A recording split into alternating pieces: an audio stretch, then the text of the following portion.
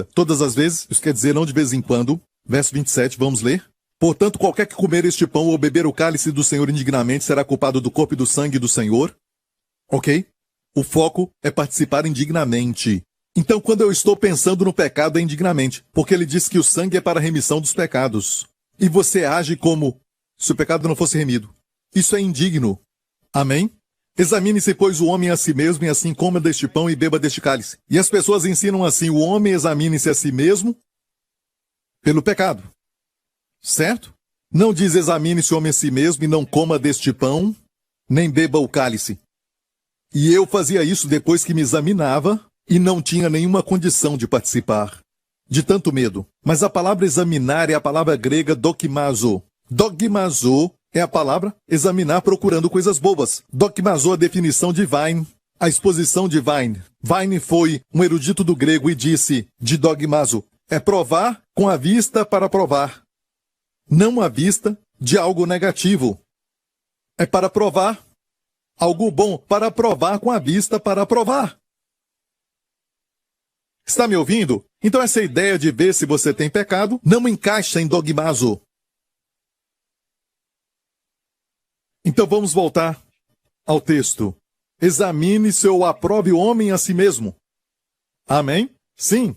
Eu sei qual é o propósito da Santa Ceia. Eu sei que o seu corpo foi partido pelos meus pecados e as minhas doenças. Amém? E eu tomo para receber cura. Amém? Eu sei, eu me examino e me aprovo por isso. Está me ouvindo? Ok? E assim coma deste pão e beba deste cálice. Não é examine-se a si mesmo e depois não coma deste pão, nem beba do cálice. Não. Mas a igreja diz isso. Vamos ler? Porque o que come e bebe indignamente, come e bebe para a sua própria condenação, não discernindo o corpo do Senhor. Olha, a sua própria condenação, essa parte é onde muitos ficam preocupados. Bebe para a sua própria condenação, pastor Prince? Sabe? Ali falou de condenação. Mas escute isso. A palavra condenação aqui é crima. E escute isso. Condenação está ali, certo? Você também pode se condenar. Estou certo? Então quem participa indignamente é aquele que come se condenando, come se condenando. A expressão sua própria é um substantivo de reflexão no grego. Substantivo de reflexão, eu falei que ia ser teológico. Esse substantivo quer dizer que a pessoa faz a si mesmo e não Deus.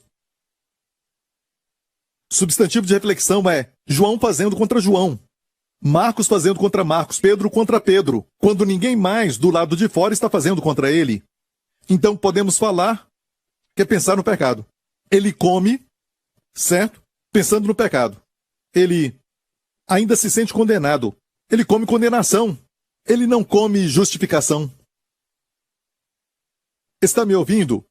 A sua própria é, se você checar, no grego é um substantivo de reflexão, algo que faz a si mesmo. Se você participa com condenação própria, você se condena e participa, é participar indignamente. Porque o cálice que você toma é prova de que os seus pecados foram perdoados. Mas você ainda vê pecados em si mesmo e bebe para a sua condenação. Não condenação de Deus. Ok? E continua dizendo, não discernindo o corpo do Senhor. Não discernindo o corpo do Senhor.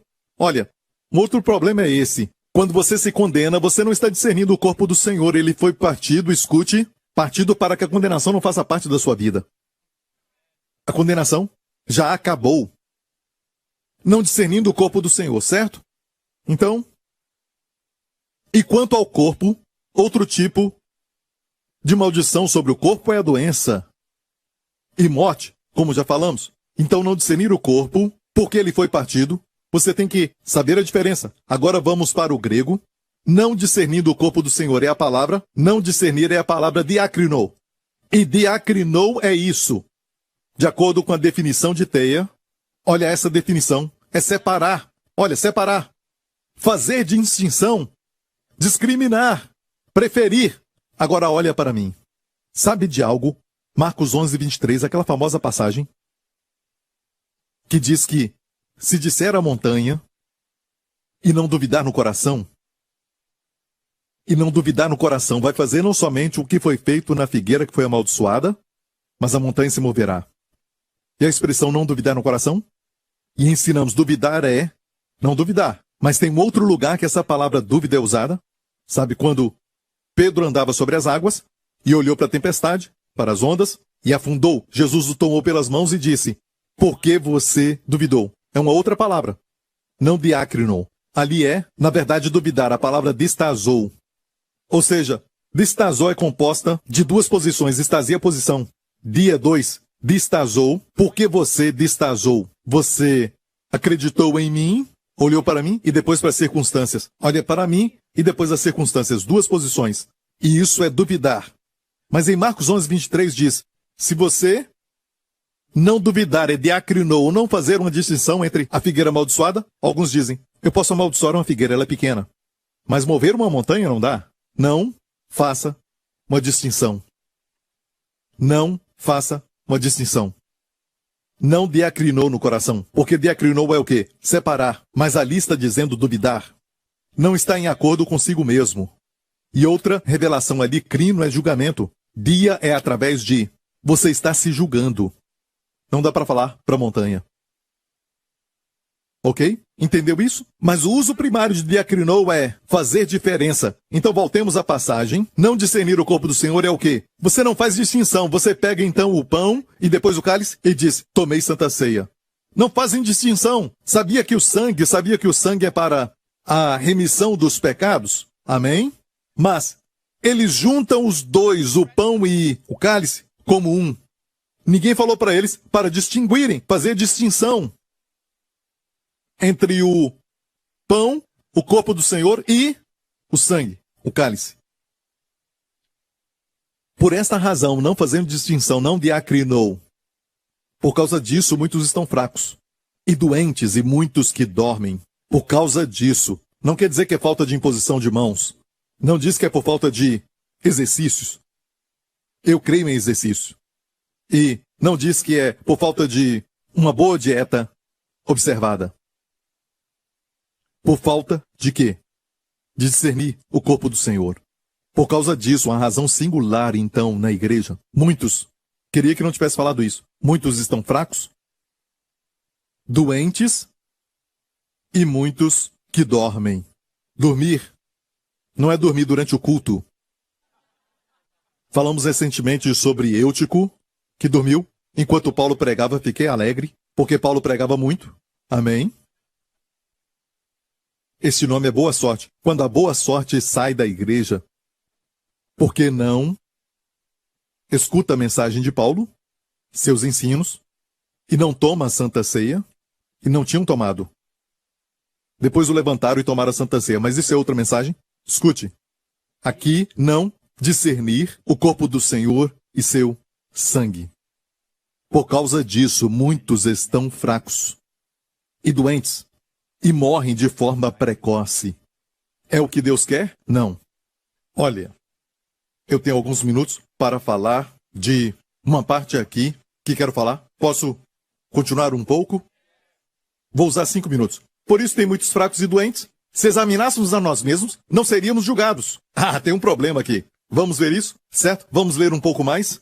Se examinássemos a nós mesmos, não seríamos julgados. Quando somos julgados pelo Senhor, estamos sendo disciplinados para que não sejamos condenados com o mundo. E essa parte aqui as pessoas ficam, uau, pastor, estamos sendo julgados. Pare.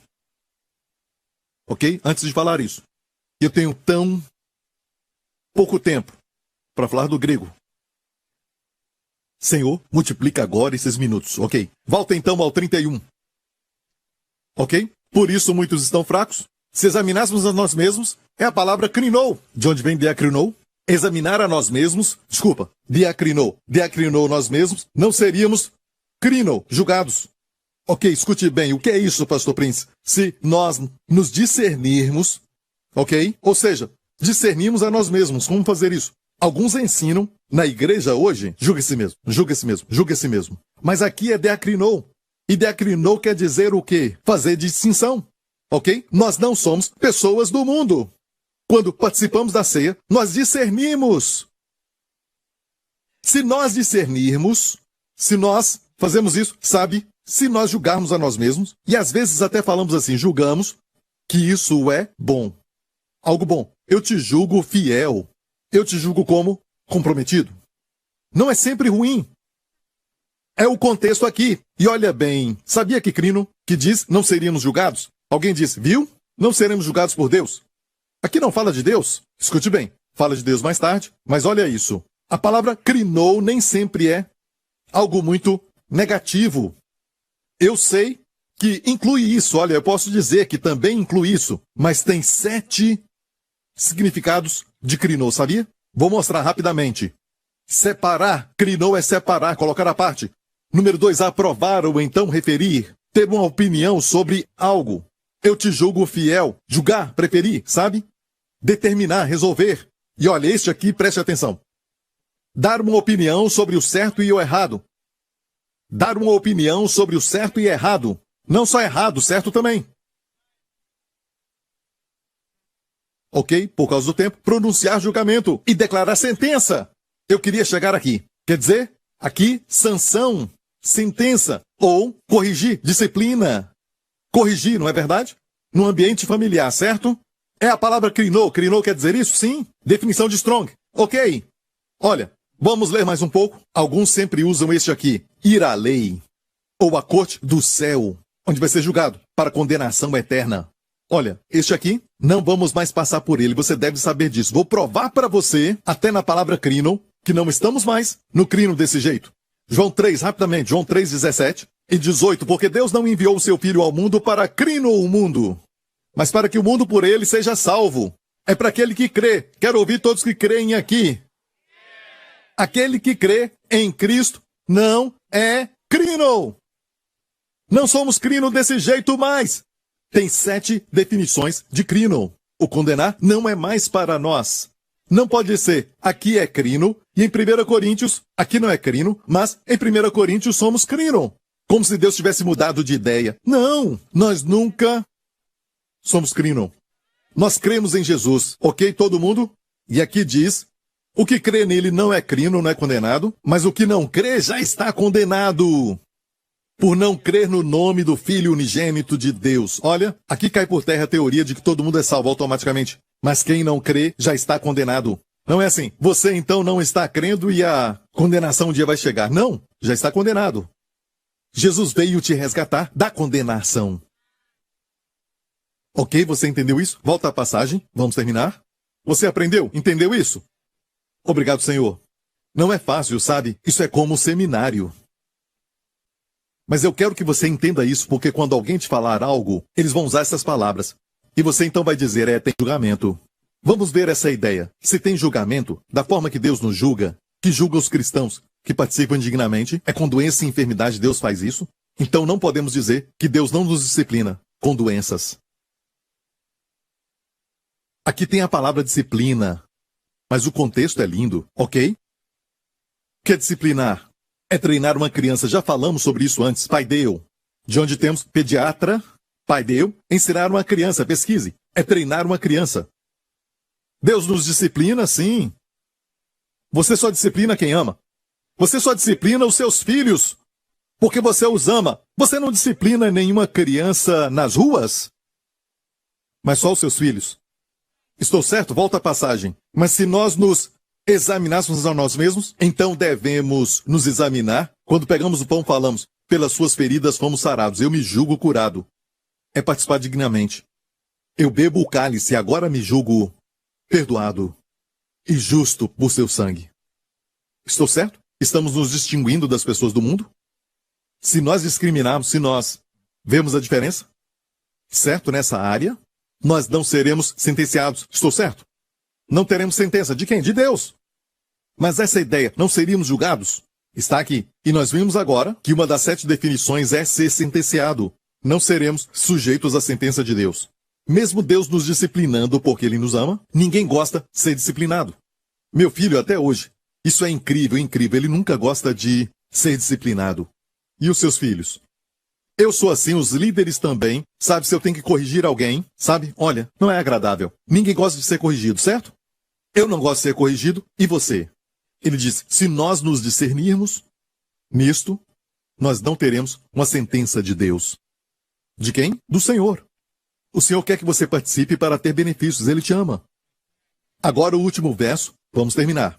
O último verso diz, quando porém somos julgados, O que é isso? Quando somos crino. E já vimos quando somos corrigidos. Estamos sendo disciplinados pelo Senhor. Viu isso? Deus nos corrige, sim. Das 7 igrejas, ele corrigiu 5 delas. Só 2 não tiveram repreensão. Amém? Ele nos corrige. Ele já me corrigiu e essa igreja muitas vezes. Saiba disso.